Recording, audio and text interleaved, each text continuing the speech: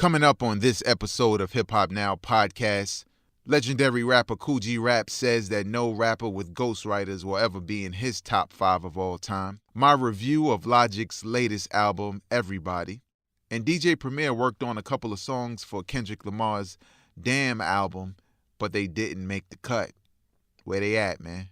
Where they at? Let us know. But let's get right to the business. Read these headlines. This album must be gone. This album must be gone. Classic album. Classic album. Come to Hip Hop Podcast.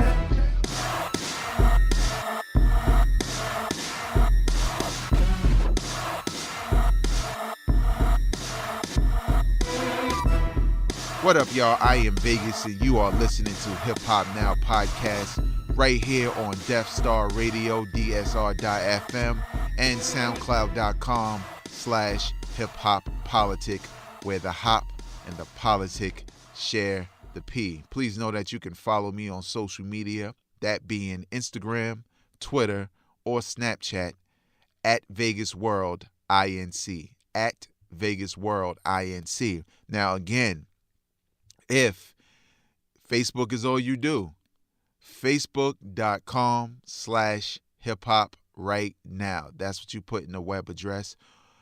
It's a page. You can like the page. It's the Hip Hop Now page. Sorry, they didn't have a Hip Hop Now podcast. Okay, maybe I didn't try all of that now that I think of it. But I'm saying Hip Hop Now, Hip Hop Right Now is the Facebook page. Hit that like button. What's there? Well, not only is this podcast there, but a couple of other things that I tend to share over social media. So check it out when you get the opportunity. Also, subscribe to this podcast. Hit the like button. Share. You don't have to do all of these, but you can pick one. But definitely comment, because I need to know what you guys think. At some point, it's just me talking to myself. Literally. That's what it comes down to. But share your comments. You know what I'm saying? You never know who reads your comments and may feel the same way, may disagree, whatever it may be. But it's about the conversation, and that's what it is. Big shout out to Hip Hop DX and allhiphop.com, where I'm getting these stories from. And let's get right into the business. KRS-One apologized to Ad Rock of the Beastie Boys because on KRS-One's new album, which is entitled, State of Mind, M-I-N-D, not M-I-N-E. Excuse me, The World is Mind. That's the name of it, my bad. But on a song entitled Hip Hop Speaks from Heaven, KRS-One named Ad Rock as the Beastie Boy who died. Basically, the song was about, rest in peace to rappers who passed away, and he named Ad Rock, but Ad Rock's not dead. It was actually Adam MCA of the Beastie Boys who passed away a couple of years ago. So, as rappers tend to do, KRS-One went on Instagram, posted an apology, said that the song was being pulled from the digital release of the album, and that he was going to re-record it with the correct name of the Beastie Boy in that record. Man, that is unfortunate. Now, let me get I can't talk about this in KRS-One without mentioning the whole situation with Afrika Bambaataa. I'm sorry.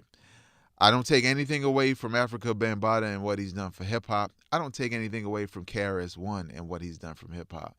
But KRS-One's insensitivity to the accusers, those who accuse Afrika Bambaataa of molestation when they were underage, you can't ignore that, and you can't shoo that away. You can't say this dude is a hip-hop icon and those people are liars. You don't know that, man. You don't know. You don't. Now, I understand the things that Zulu Nation and Afrika Bambaataa did for KRS-One, and that's why he has this loyalty. But I can't rock with him. So I haven't heard the album, I haven't heard the song, and I doubt I will unless, there's a headline about him addressing and apologizing for just being insensitive to these cases, You don't have to say Afrika Bambaataa is guilty or not guilty. You just have to be sensitive to the situation because you don't know. Or maybe you do know. Who knows? But let's move on to some more entertaining and more important things right now. That being, DJ Premier worked on a couple of songs for Kendrick Lamar's Damn album, but they never made the cut. This is the craziness right here. This is what Primo tweeted in regards to that. And I quote, "I'm sure one day it'll happen. We worked on a couple of joints, but they didn't make the album. That's family, so it's all good." Oh, man. Are we looking at a possible untitled, unmastered part 2? Because I'm going to tell you right now, the fact that it's out there, and look, don't get me wrong, those records could be whack. You know what I'm saying? They could be a situation where they just did not work.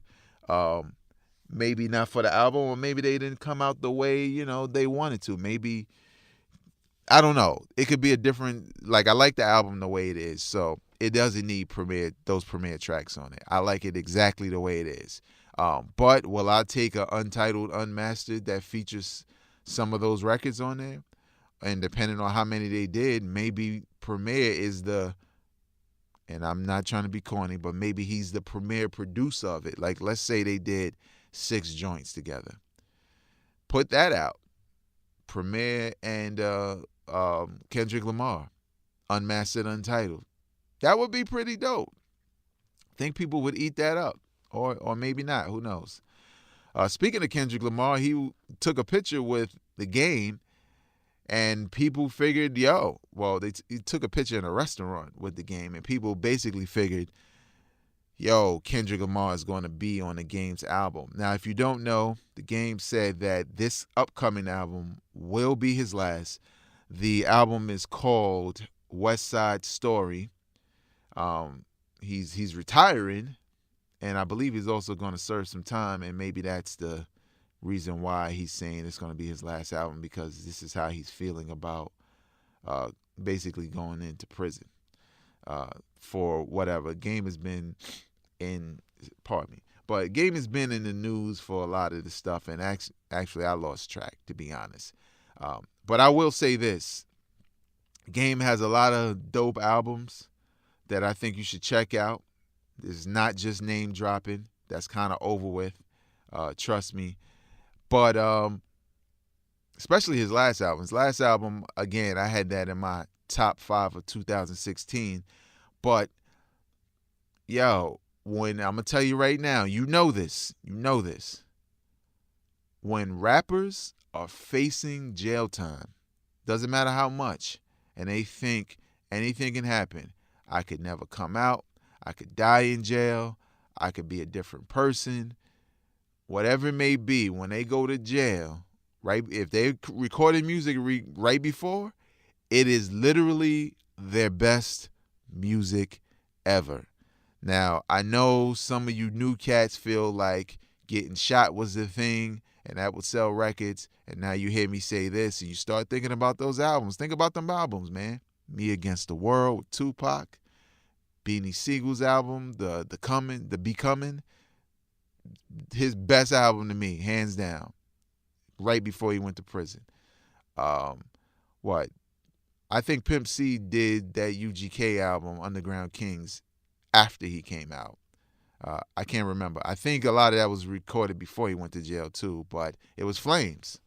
And there's a couple of more. I'm just trying to think off the top, but there's a couple of more joints, you know what I'm saying? So, I don't know. Looking forward to that Game album, though. Logic debuts at number 1 on the top 200 Billboard charts, dethroning Kendrick Lamar's Damn. The name of the album is entitled Everybody, and this is Logic's first number 1 album on the Billboard charts. And this is coming off the heels of another story that I believe I read last week about his album being his last album. I had the opportunity to review his latest album, Everybody. Now, I am on record for saying that I am not the biggest fan of Logic. Why? Not because I think he's whack. I don't think he's whack. I can't say whack comfortably when I talk about Logic. What I didn't like from him, at least the first couple of albums or whatever, till the probably up until this one, we'll see, was the fact that he didn't really have an identity. A lot of his music sound like it was influenced by rappers that he liked. Really heavy on the Kendrick, not the Kendrick, but the Kendrick is there, but not so much. But really, J. Cole, like he just reminds me too much of them. Now, on this album, I will say this. There's a little bit more of an identity. And I know some people feel like, well, how's the identity? He's not J. Cole. You know, he didn't come up the same way. He's black and white. You know, whatever. It does not matter. I'm looking at you from an MC standpoint, your skill, you know what I'm saying, your flow, you know, your cadence, your versatility, your subject matter. And I felt like with Logic, when I would listen to his albums, I would walk away just feeling like he's just another rapper, period. Why should I like him? Why should I go out and buy his music that tends to sound a little bit like J. Cole when I could just buy J. Cole's album? You know what I'm saying? Like, you know, when you buying cereal and you like, yo, I'm going to get these Fruit Loops, but I ain't really got money. They $5, damn. But let me get these color rings here. They don't really have color rings. But you know what I'm talking about, man. Or there's, you know, it's Captain Crunch versus King Vitamin. You know King Vitamin. I don't know if they still sell it. I ain't been in the hood in a while, yo. I'm just keeping it 100. But all in all, I listened to this latest album, Everybody, and I think it's good. But it's not for me. And it might not be for you. Why? Because I think with this album, the goal was to really step into a commercial lane, like big time. You know, it's one thing if you dip your toe in there and you got songs that kind of chart and that kind of get some spins. It's another thing where you can literally hear the goal is this. And I'm not calling him a sellout or nothing like that because that's stupid. The point, because look, M.O.P. had a hit. M.O.P. had a hit with Annie Up. Annie Up, a song about robbing dudes.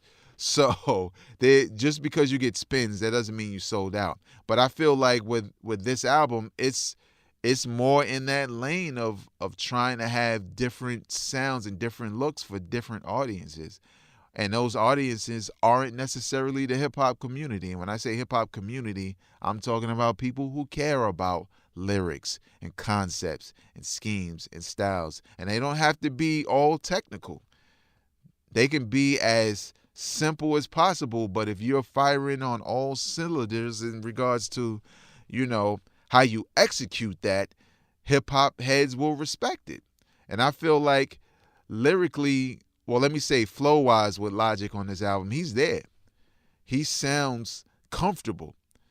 But again, there are records where I'm like, I still hear a little bit of that J. Cole in this one. And like, oh, this one is cool. Okay, this one is hot. And oh, this one, yeah, he's still in that lane. So I don't know. I feel like Everybody ain't for everybody. You feel me? But somebody out there will like it. Now, I've seen the forums and some people are like, yo, it's trash. I wouldn't go that far. Again, my taste isn't buried in hip-hop alone.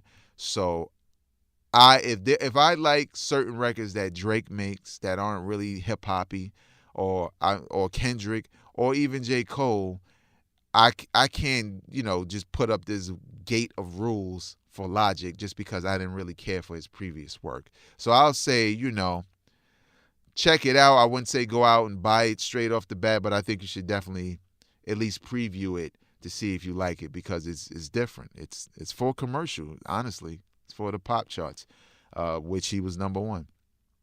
MC Ren says that Dr. Dre ghost wrote Eazy-E's Easier Said Than Done.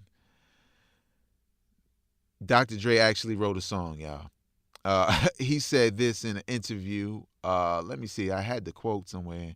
I'm streaming on my, when you're scrolling through your phone and they put up the damn ads. Okay, here we go. A quote from MC Ren regarding Dre writing for Eazy-E. The song was off the 1988 album Easy Does It, by the way.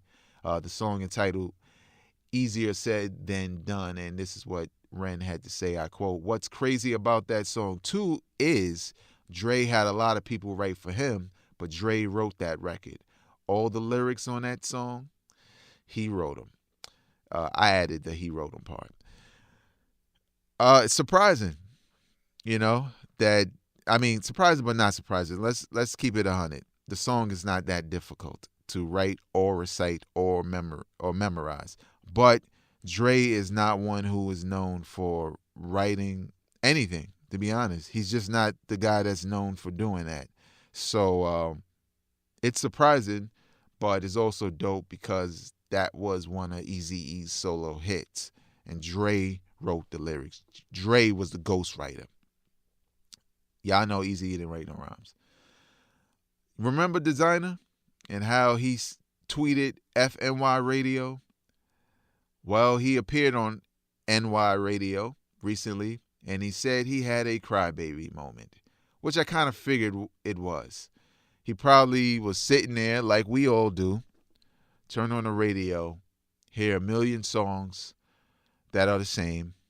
Honestly, his song probably did play and he just didn't recognize it because they all sound the same. But maybe he felt some kind of way about his spins because I believe he released some stuff recently. But whatever, man. Put out some heat, get some attention. Radio will have no choice but to fall in line because we're already listening to it. There's another biopic in the works, y'all. Hip-hop wants everybody to do a biopic, and this time it's for the 3-6 Mafia, and DJ Paul says it's already in motion. Now, y'all know what I felt before about, Run DMC has to happen, Public Enemy has to happen first, but there are a couple of exceptions that I will make. I would go see a 3-6 Mafia biopic.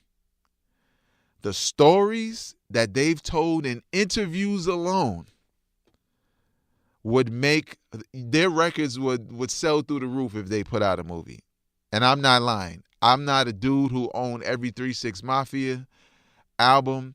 Don't get me wrong. There were certain songs I really liked.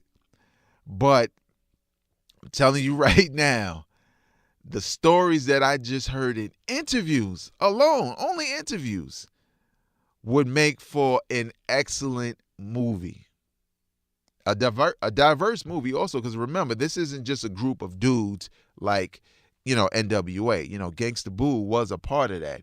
Now, I don't know how all of this is going to happen because, when a movie's getting made, some people start to feel like, I need to be in it and blah, blah, blah, and this ain't happening.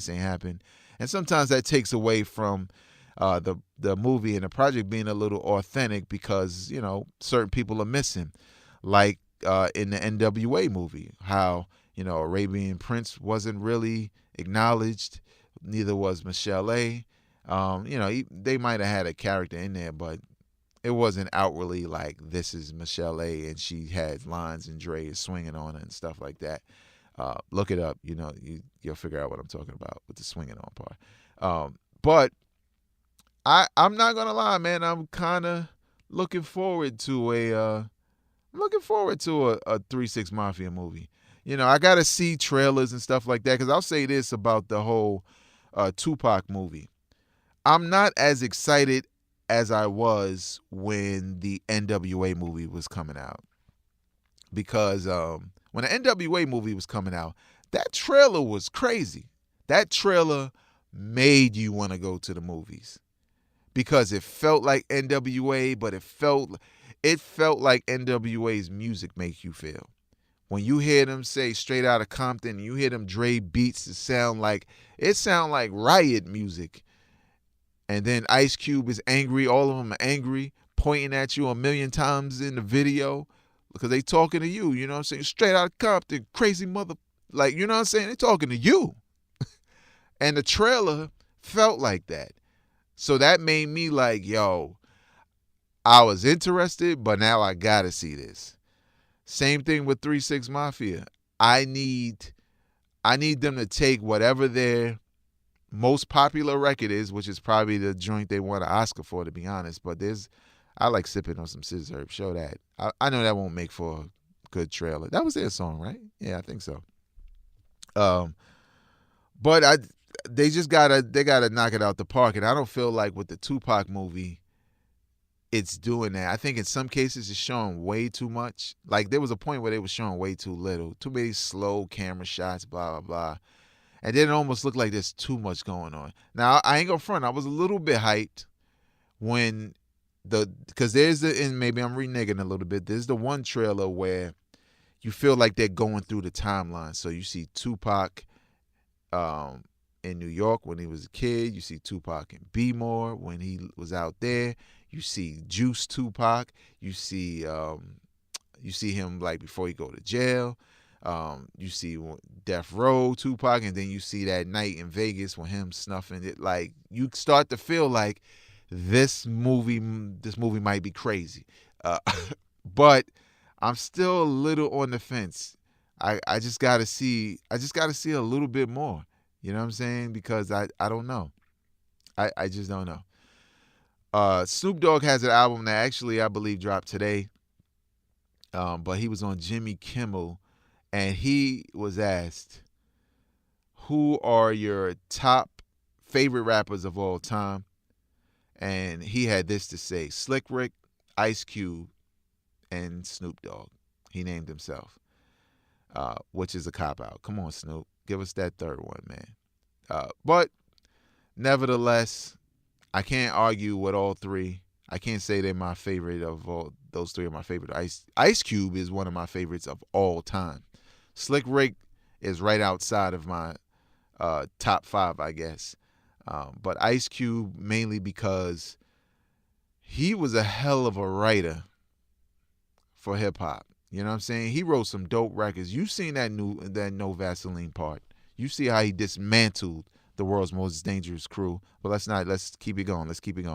Royce the 5'9" and DJ Premier are in the studio right now finishing up Prime 2. If you don't know, maybe a year or two ago, Royce the 5'9" and DJ Premier collaborated on a project entitled Prime. And they also put out like a second version, like a deluxe version of the album. The album was dope. I believe Primo was kind of forced to sample from one source. I think that's how they did that. I think he was sampling only from Andre Young. I always mix his dude name up. Andre Young. Isn't that Dr. Dre's name? I don't know. But Royce the 5'9" and DJ Premier, Prime 2 coming soon. Boom bap. If you want to know what it sounds like, it is 100% boom bap.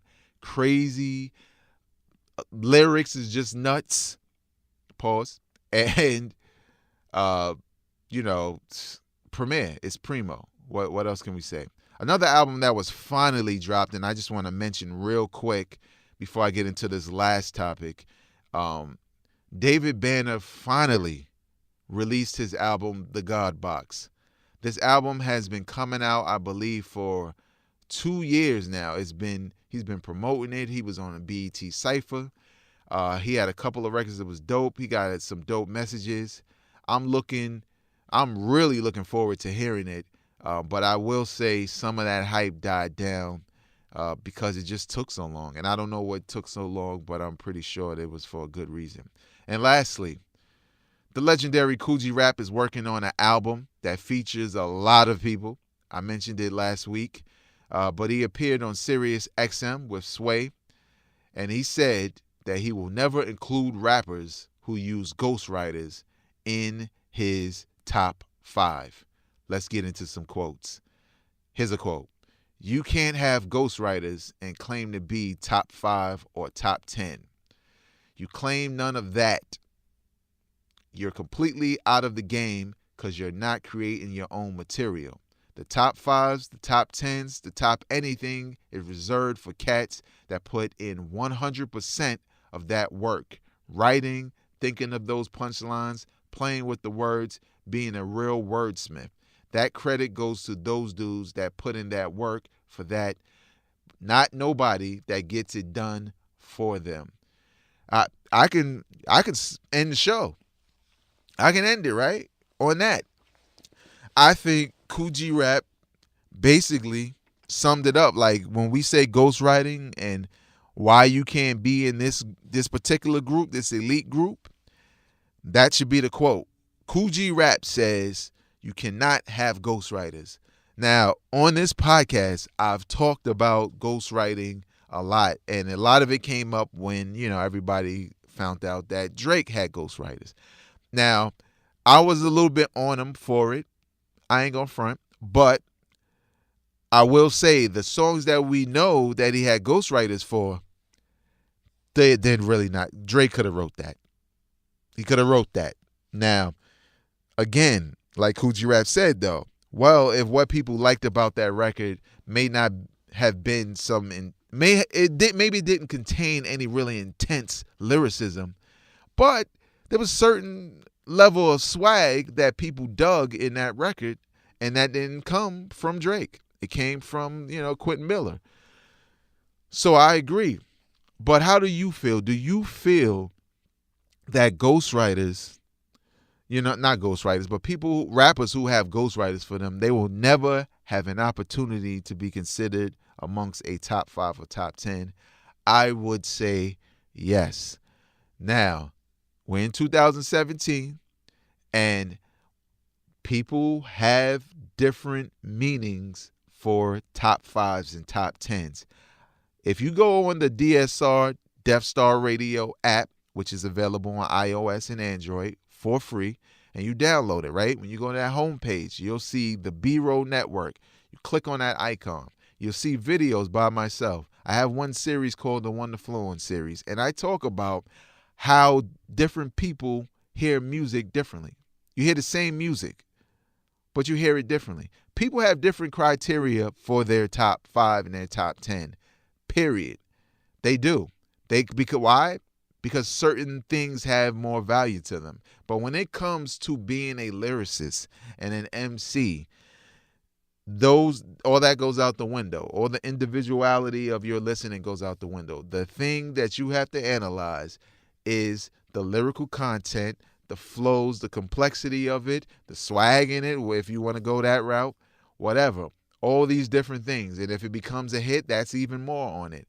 But most importantly, the fact that it came from that man or it came from that woman. No, not money in the back, rolling up blunts.